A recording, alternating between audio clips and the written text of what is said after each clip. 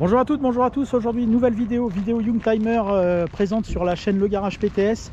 Un véhicule qu'on n'a jamais présenté sur la chaîne, mais qui a été très populaire sur le marché du neuf, très populaire ensuite sur le marché de l'occasion, et qui aujourd'hui a une très bonne cote sur le marché de la collection, puisque oui, ce véhicule rentre aujourd'hui en collection malgré que ce soit l'une des Mercedes les plus populaires.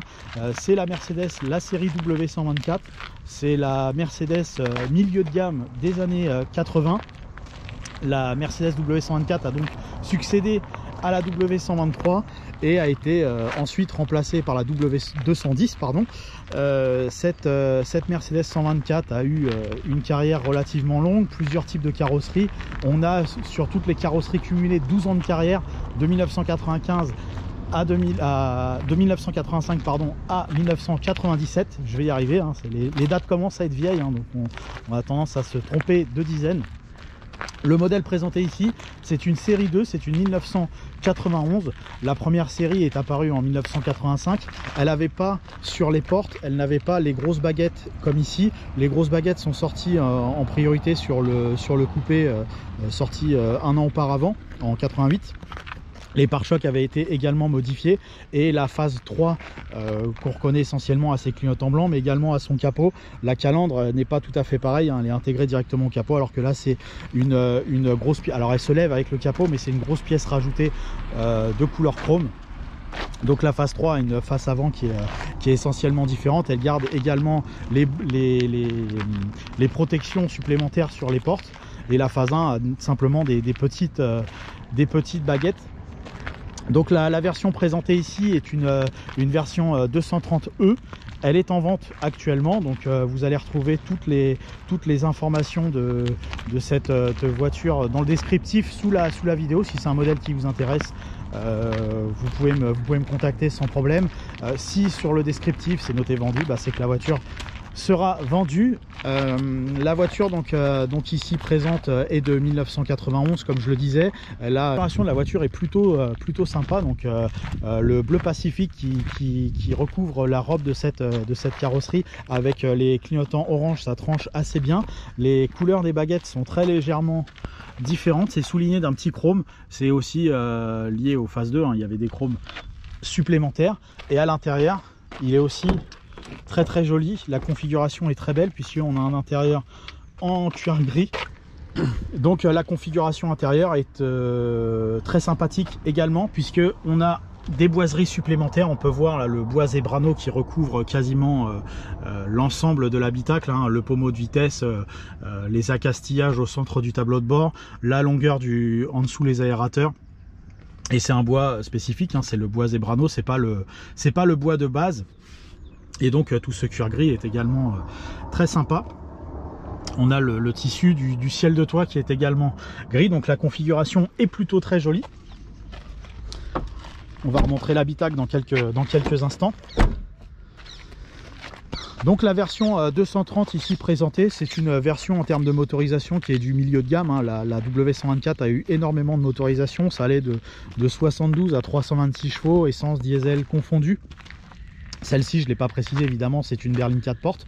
On pouvait avoir également une version break de la 124. On pouvait également avoir une version coupée et une version cabriolet. C'est la cabriolet qui a fermé et qui a clôturé la génération 124, hein, en 97. Le temps d'avoir toutes les carrosseries, la 210, on n'a pas eu de version cabriolet, mais il y a eu le CLK qui a rempli ce rôle à l'époque. Ils ont multiplié, c'est l'année où ils ont commencé à multiplier les codes et les modèles, les finitions, etc. Mais la 124, elle a eu le droit à plusieurs châssis différents. Et donc des moteurs essence et diesel. Celle-ci donc c'est une 230, ça fait 132 chevaux. En fonction des années c'est des 136, des 132, des 130. Bon, ça c'est plus anecdotique, on va dire, aujourd'hui 30 ans après, hein, ces voitures qui font autour de 130 chevaux. Et donc celle-ci est équipée d'une boîte à 5 rapports. On pouvait avoir sur les premières séries de 230 une boîte 4 vitesses manuelle, mais également en option une boîte automatique à 4 ou 5 rapports en fonction pareil des motorisations et des années. c'était la norme à ce moment-là. C'est également en termes d'équipement, on pouvait avoir une tonne de choses différentes. Il y avait tout un tas d'équipements possibles. La facture pouvait être très salée. Déjà que le prix de départ est très salé sur les Mercedes, mais bah voilà, en fonction des configurations, on pouvait avoir beaucoup d'équipements supplémentaires sur ces voitures-là. On peut noter aussi sur ces W124 que les rétroviseurs sont asymétriques. On peut voir que le rétroconducteur est un peu plus grand que le rétropassager. Ça, c'était pour les qualités aérodynamiques de la voiture. Et aussi la chose qui était pour moi un peu spécifique sur ces 124 et qui marquait une certaine différence, bah, c'était cette forme de malle arrière très légèrement bombée qui servait à l'aérodynamique de la voiture. On ne fait pas forcément attention à ce détail-là. Mais c'est une malle arrière qui était complètement différente par rapport à une Mercedes 190 qui avait elle une malle complètement plate. La 190 aussi reprenait cette architecture, on va dire un peu en échelle des feux arrière. Ça permettait, même s'il y avait mauvais temps, de toujours pouvoir avoir accès aux lumières arrière pour la sécurité. Donc voilà, c'est pour ça qu'il y avait ce système à étage à l'époque. Mais ça, je l'avais déjà montré il y a quelques temps sur la Mercedes 190. Le système d'antenne électrique, pareil, hein, c'était le must dans les années 80 d'avoir une antenne électrique. Et donc à l'intérieur de cette 124, donc on est sur la limousine, enfin même pas la limousine, c'est pour eux à l'époque c'était la voiture moyenne. Hein. Aujourd'hui Mercedes fait des toutes petites voitures, mais à l'époque c'était la voiture moyenne avec ce très grand volant. Donc là celui-ci est un modèle un peu spécifique. D'origine il y avait un volant turc, je montrais, je crois que je l'ai vu dans le coffre. On est vraiment sur la Mercedes traditionnelle avec donc toutes les boiseries intérieures, les plastiques de très haute qualité. Hein. Faut savoir pour moi que la série 2 de la 124 c'est la meilleure. D'ailleurs c'est pour beaucoup aussi la meilleure. Puisqu'elle a quelques détails de finition supplémentaires par rapport aux séries 1 et les séries 3 ont eu une baisse de qualité générale. Hein. La politique Mercedes à ce moment-là a commencé à changer et évidemment malheureusement la qualité de la série 3 en 124 a un petit peu baissé. Bon, ça reste pour une voiture comparée à aujourd'hui un modèle très fiable, mais la série 2 a mis tellement la barre haute en termes de qualité que voilà, c'est en tout cas pour moi la meilleure série. Sur cette Mercedes 124, alors je vais mettre le volant droit, puisque là c'est vrai qu'on va pas voir forcément le compteur comme on veut. Sur cette Mercedes 124, on reprend le tableau de bord traditionnel Mercedes avec donc de gauche à droite température d'eau, jauge à carburant, pression d'huile, compteur kilométrique, compte tour avec la petite horloge à l'intérieur dans le compte tour, et en dessous on va voir les différents manomètres pour les différentes fonctions de défaillance, entre autres par exemple l'ABS ou s'il manque du lave-glace, etc. Et ensuite bah, la console centrale est également très classique Mercedes années 80-90. Avec ici la console avec la climatisation, ce qui était très peu courant sur les 124. Le support téléphone ici, bon, qui a été transformé un petit peu avec les années, hein. Modernité oblige, hein. On a modifié nos besoins par rapport à l'époque. La boîte qui est une boîte 5 rapports sur ce modèle là avec le pommeau Zebrano et les fonctions de vitre électrique qui sont placées en arrière du levier de vitesse. Pareil, spécificité Mercedes, donc le démarrage se fait côté droit du volant. Le volant qui est, je sais pas si on arrive à le voir, mais qui est énorme, hein. C'est les très gros volants Mercedes de tradition, mais ça participe au charme de la voiture. On a le commodo unique qui permet de gérer toutes les fonctions d'essuie-glace, de plein phare et de clignotant. La commande de phare est ici, et le frein à main au pied, donc qui est également une des spécificités Mercedes. Encore aujourd'hui ils ont gardé ce système là avec donc le verrouillage, on appuie dessus, et pour enlever le frein à main il suffit d'appuyer sur cette poignée, la voiture recule évidemment à ce moment là. En termes de confort, le confort pour moi fait référence, hein, sur ces 124. Moi j'ai une 210 que j'avais montré il y a quelques temps sur la chaîne. La 210 pour moi, quand je me suis réinstallé dans cette 124, j'ai retrouvé l'esprit, le confort Mercedes qui avait, je trouve, pas dans la 210. Je crois que la 210 c'est la première Mercedes à mon avis qu'ils ont essayé d'un peu de copier sur BMW en termes de qualité de siège.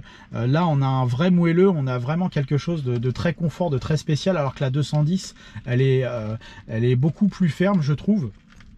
La position de conduite très légèrement surélevée avec ce très grand volant et toujours évidemment cette petite étoile au bout du capot qui permet de noter la fin du capot de cette voiture. Hein, pour les manœuvres, ça peut légèrement aider. Donc c'est vrai que ce confort de siège est quand même très particulier. Moi j'aime l'atmosphère également des voitures anciennes, hein, avec ces tableaux de bord qui sont courts, le pare-brise qui est relativement proche.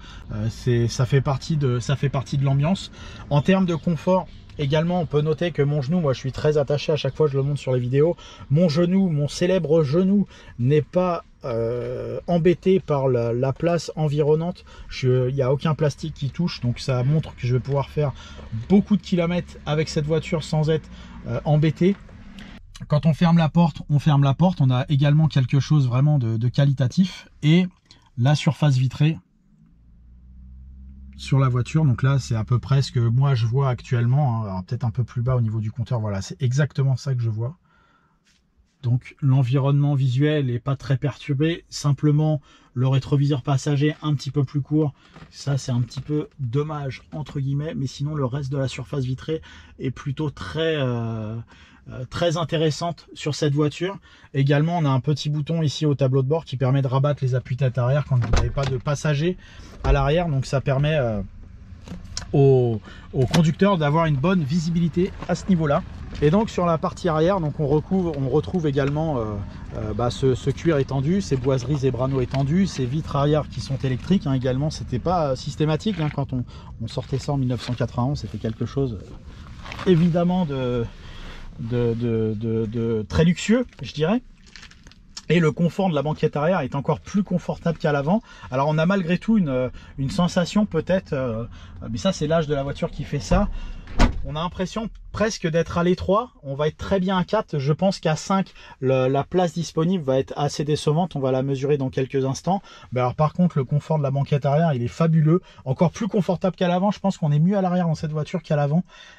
C'est dire l'extrême confort qu'on va bénéficier. Et puis avec cet intérieur clair, cette luminosité elle est quand même très intéressante. Les panneaux de porte recouverts de cuir avec voilà, c'est pas enfin moi je trouve ça fabuleux, ces cuirs généreusement appliqué à ces voitures, ça fait vraiment plaisir. Le petit accoudoir, le petit cendrier, les aumônières au dos des sièges, ça pour moi c'est vraiment on est vraiment dans un environnement très très luxueux et très qualitatif, avec peut-être une légère déception quant à la place disponible. À 4 on est confort, évidemment on peut voyager à 5 dans cette voiture, mais le 5e passager sera un petit peu à l'étroit à cause du tunnel de transmission, et puis je pense la largeur disponible qui sera un petit peu limite. Et donc également cette Mercedes qui n'était pas destinée spécialement au transport des enfants, elle bénéficiait d'une ouverture complète de la vitre arrière. Donc on pouvait avoir une ouverture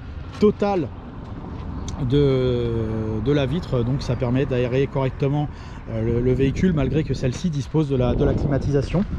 Et pour la partie coffre, donc ça c'est là aussi retour aux années 80 en termes de conception, donc avec une malle arrière traditionnelle, une banquette arrière qui n'est pas forcément rabattable. Sur celle-ci elle n'est pas rabattable, certaines ont également une trappe à ski. Enfin, vous avez tout un tas de modèles possibles de configuration, comme je le disais tout à l'heure. La découpe du coffre arrière est aussi spécifique, les feux arrière restent en place, le grand triangle de sécurité. Donc on a une malle qui est malgré tout d'une contenance assez correcte, mais avec un dessin assez tortueux. Ça sert à mettre des valises. Par contre en termes de contenance pure vis-à-vis de l'encombrement extérieur de la voiture, c'est pas parfait. Pour le coffre, on a 91 cm de longueur disponible, et en largeur disponible on va prendre au pire possible, mais ça va pas refléter la réalité de la place réelle, puisqu'on peut avoir au niveau des ailes arrière beaucoup plus, mais là on a 1,10 m de chargement sûr en largeur. D'ailleurs beaucoup de propriétaires de 124 qui ont été malmenés ont chargé leur coffre un peu comme des bourricots, et ils ont chargé de ce côté là, et ce qui fait que ça faisait des bosses sur les ailes extérieures. Donc c'était signe aussi d'un entretien moyen. Alors c'est pas le cas sur celle-ci évidemment, mais certaines ont eu ce genre de problématique avec des ailes gonflées par les chargements. En largeur, on a droit à quasiment 1,45 m en largeur de banquette arrière. Donc là, j'ai pas forcément en tête systématiquement toutes les dimensions de toutes les voitures, mais on va mettre le comparatif.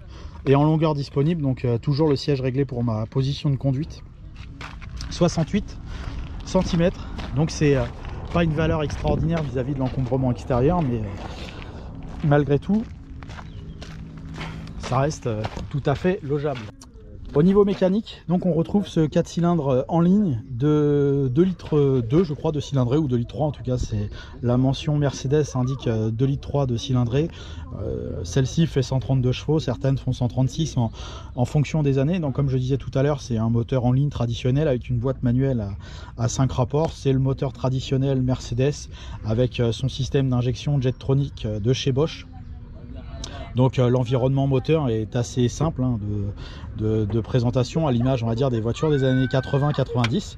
Donc c'est une voiture qu'on va laisser sur route dans quelques instants pour se rendre compte de ses qualités dynamiques. A tout de suite. Donc nous voici au volant de la 124, de la 230. On apprécie là, comme je le disais tout à l'heure, automatiquement la qualité de confort du siège hein, par rapport à ma 210 que j'avais avant. C'est beaucoup plus Mercedes, si je puis dire, dans ce qu'on s'imagine d'une Mercedes. Au niveau de la sellerie du siège, c'est beaucoup plus agréable comme ça. Et là on s'imagine vraiment le confort Mercedes, vraiment. Alors il y a un temps d'adaptation évident vis-à-vis de la grandeur du volant quand on repère l'habitude de ce genre de véhicule. Alors c'est une habitude qui revient très très vite hein.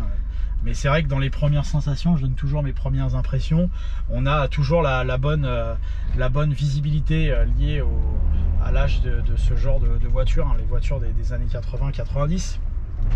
On a toujours ce côté spécifique avec le pare-brise proche, le confort du siège qui est très très agréable et la grandeur du volant qui vraiment fait la marque de fabrique Mercedes. Après le silence de fonctionnement est globalement bon là à 20-30 km/h hein, comme j'utilise le véhicule, on entend très légèrement le feulement du moteur, mais c'est assez discret. Faut se remettre dans le contexte que c'est une voiture qui est sortie il y a quasiment 40 ans maintenant et que encore aujourd'hui il y a une avance, on sent qu'il y a encore une avance technologique hein, quand on compare ça à une Peugeot 505 par exemple qui était une voiture haut de gamme, ou je sais pas, une Opel Omega du milieu des années 80. Celle-ci à la première approche on sent qu'on peut faire des kilomètres sans se mettre en panique et sans être fatigué particulièrement par l'usage de cette voiture. Là à 40 km/h il n'y a aucun bruit de mobilier, rien. On est vraiment dans un environnement tout à fait agréable, et tout est dédié au confort dans cette voiture hein.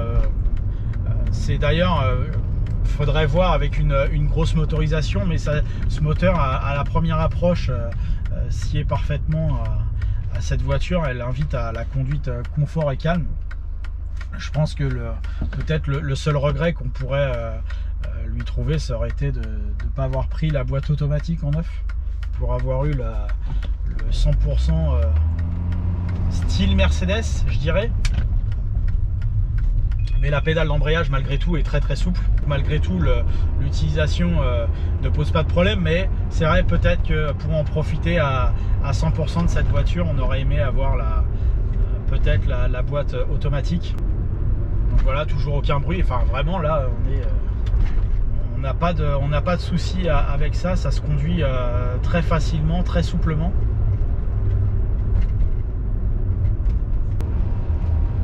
Et on a également c'est quasiment la seule chose qu'on entend sur cette voiture, c'est le bruit du ventilateur qui tourne en raccord avec le moteur, hein. Quand on a des températures élevées comme en ce moment, on rentre doucement dans l'été, et donc le ventilateur se reste en route en permanence, puisqu'il est branché avec le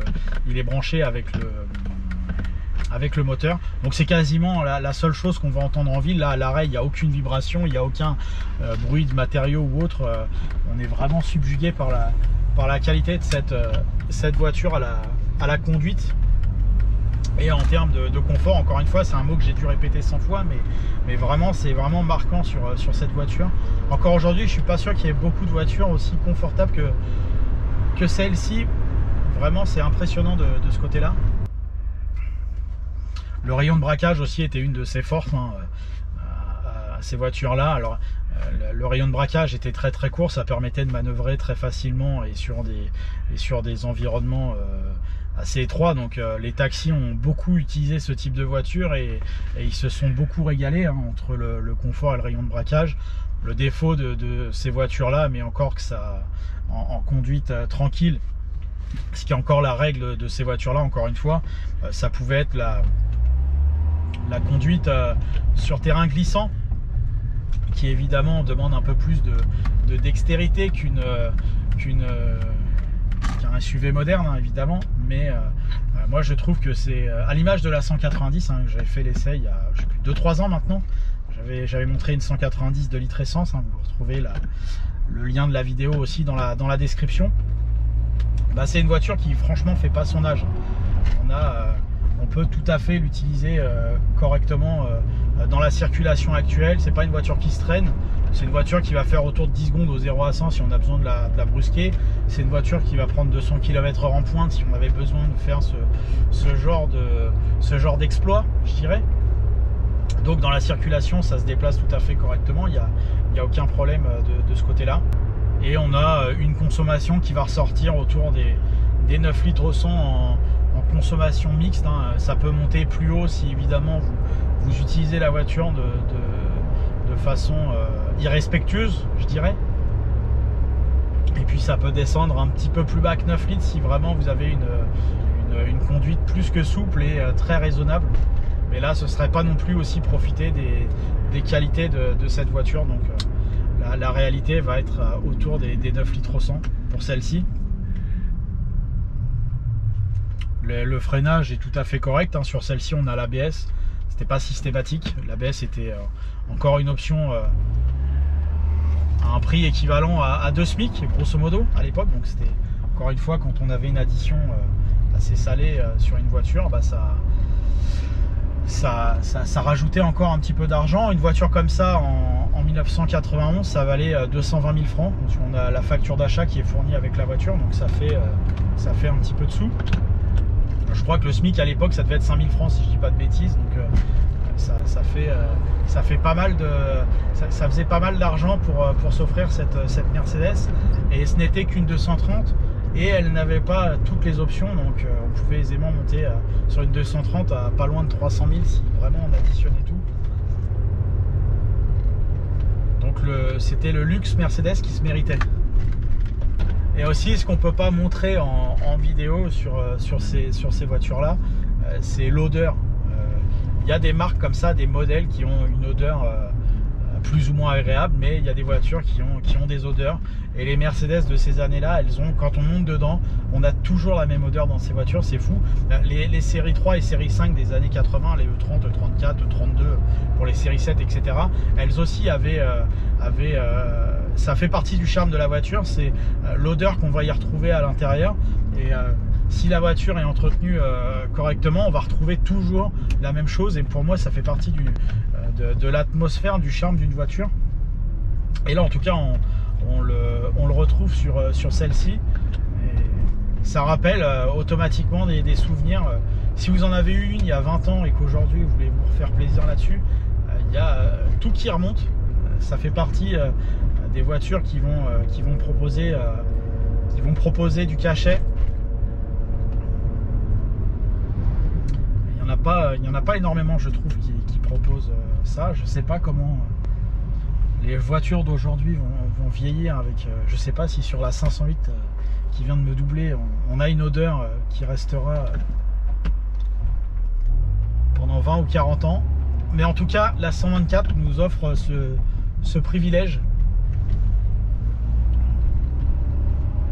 Voilà, ça se conduit, malgré l'encombrement, ça se conduit comme un vélo. C'est vraiment facile.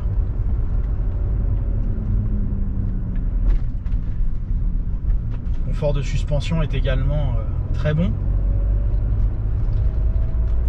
Dans la conduite, là aujourd'hui, je la fais à l'extérieur.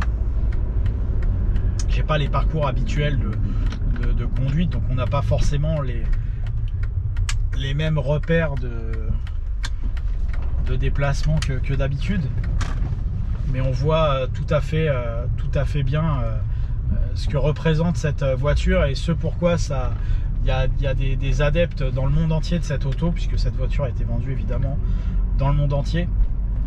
Ce pourquoi aussi il y a une palette de moteurs très large.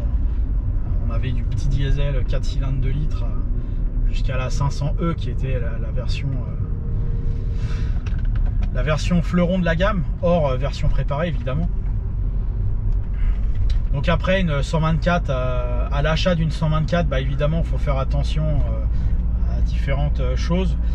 La première, c'est d'avoir un historique le plus clair possible, puisque ce sont des voitures qui sont extrêmement solides, mais malheureusement solidité avec certains, ça donne un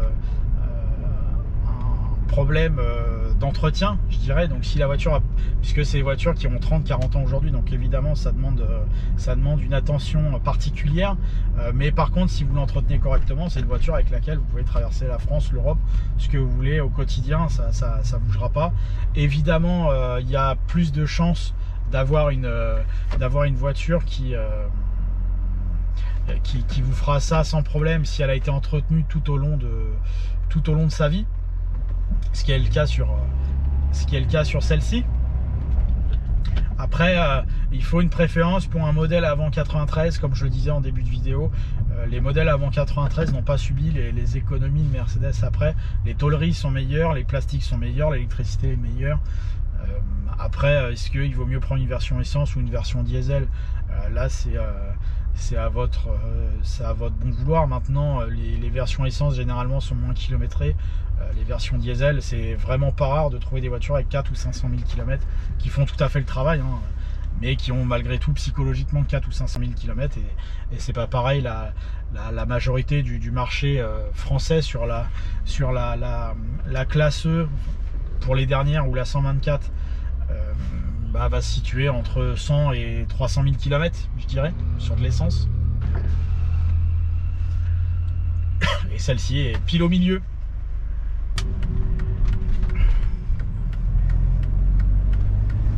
C'est une voiture en deuxième vitesse qui, voilà, sur une côte même prononcée, elle reprend sans broncher, sans brouter, sans rien. C'est vraiment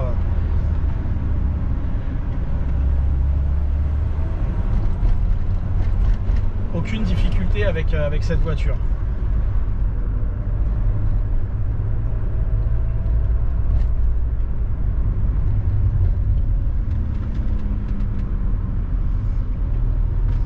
Donc voilà, si vous êtes amateur de l'atmosphère Mercedes et que vous n'avez jamais goûté à la 124, je crois que c'est les derniers moments où vous pouvez encore vous faire plaisir sur une voiture encore utilisable au quotidien, qui est également encore accessible en termes de prix. On n'a pas une voiture qui va vous coûter des dizaines de milliers d'euros, donc c'est encore le moment d'en acheter une. C'est une voiture qui ne décotera plus aujourd'hui, qui va devenir de plus en plus rare. Là ça commence à être compliqué à trouver des 124 de bonne facture. Donc comme je disais au départ, n'hésitez pas, celle-ci est disponible pour le moment à la vente. Et si vous n'avez jamais eu de Mercedes 124 et que vous êtes amateur de l'esprit, profitez-en pour acheter ce type de véhicule. Ça vaut encore largement le coup en utilisation quotidienne. Voilà, merci à vous d'avoir suivi cette nouvelle vidéo sur la chaîne Le Garage PTS. Merci encore pour votre fidélité. N'hésitez pas à commenter, à vous abonner, à aimer le Garage PTS sur Facebook, YouTube et Instagram. Merci à vous, à bientôt.